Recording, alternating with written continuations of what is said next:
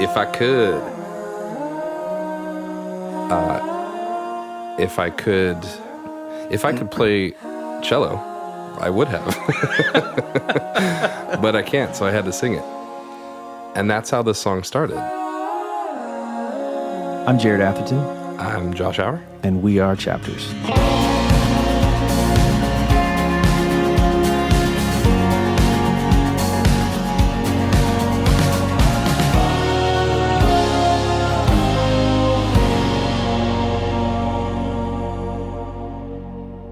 I sent that to you, like, hey, we should do something with this.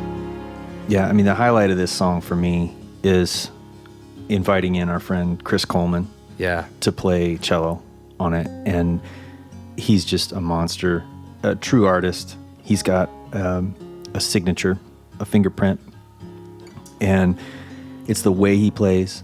It's a grittiness, it's the darkness, but he's a great producer as well, and he knows how to perform and how to engineer and mix it as well. So inviting him into the process was really, really cool. And also very easy. Very easy. We didn't have to send him charts or anything. It was just my vocals.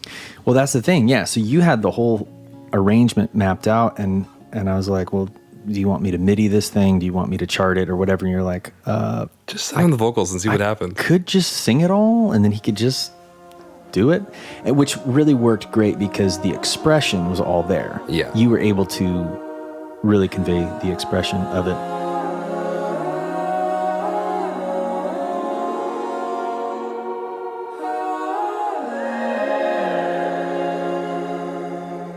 Step aside, cello. But yeah, here's Chris Coleman. I mean, just the top of the tune.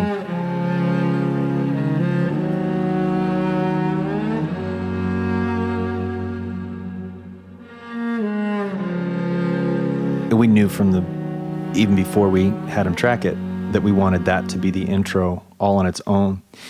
Later on, though, he gave us a bunch of extra material. He added a lot of really cool stuff.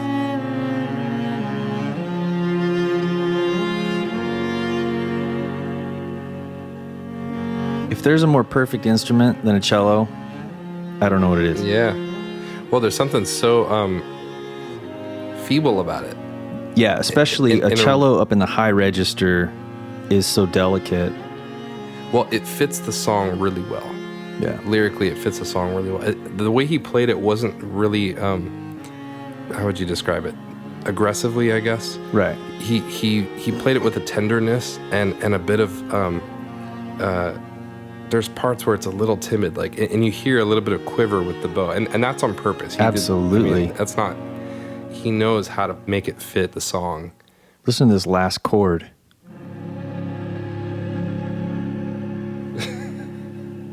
It's just And there is great. No sample library on earth that will sound like that. Yeah, there's no way. I got this idea that was pretty different and I was sure would never work, but was kind of fun. And I was messing around with a guitar with a lot of spring reverb and old kind of style, the Bigsby, and some beats and stuff. And I did this.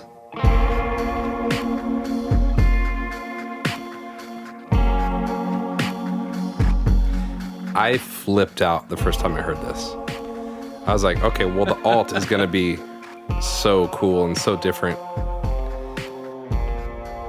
We ended up not doing a full different sounding alt mix for this song, but I loved those guitars so much that in mixing, I went and put them in the last chorus. Yeah. What I love about you is you're not afraid to, you don't walk into a part saying, what does this song need? You're like, what can I do? Like, what kind of interesting sounds can I make? And let's see if we can make this square peg fit in the round hole. Yeah, it's just what's exciting. And I'm a big John Bryan fan.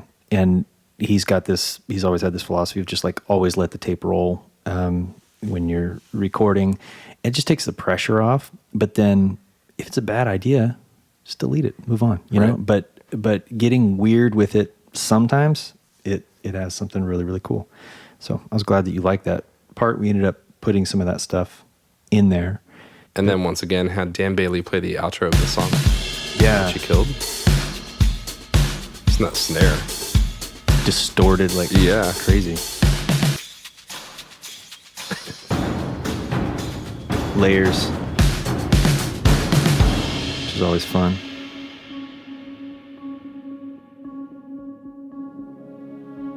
And I couldn't find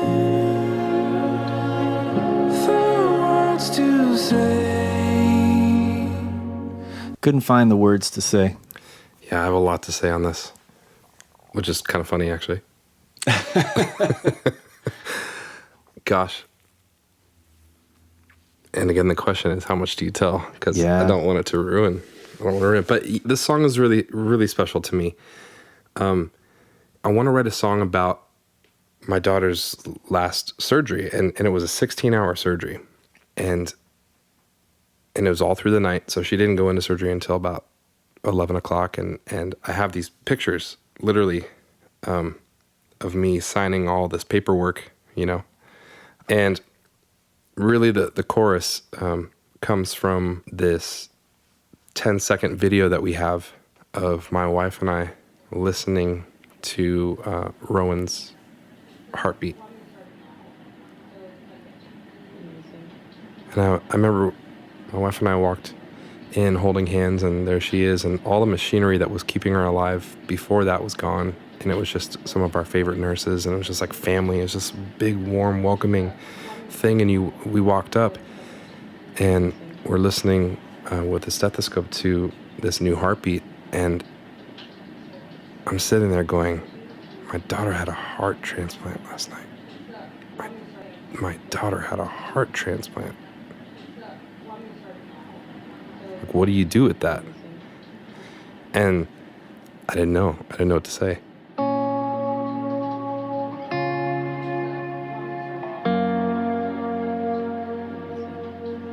Yeah, in that recording, you can hear your voices talking with the nurses.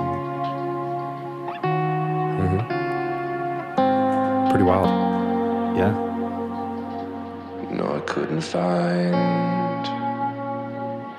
the words to say. You also sent these guitar chords, and they were so emotional for me. Knowing what the song's about and kind of sitting in that just kind of wrecked me a bit. I first heard your vocal on this, and I thought, really? Are you gonna leave that in there? You know, because it's so vulnerable. I'm really happy that you did. Definitely one of my favorite parts.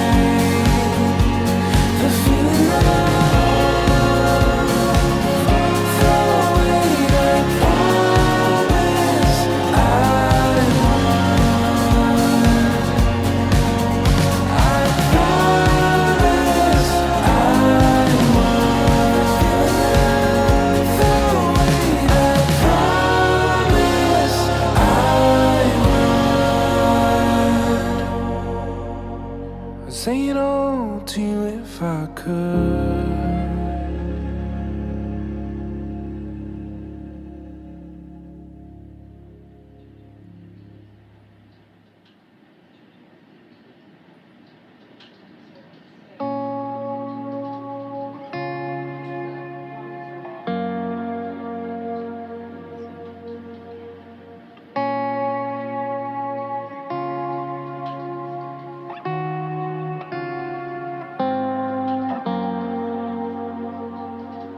No, I couldn't find the words to say, the feeling of the weight I promise I would. Oh, I promise I would. Promise I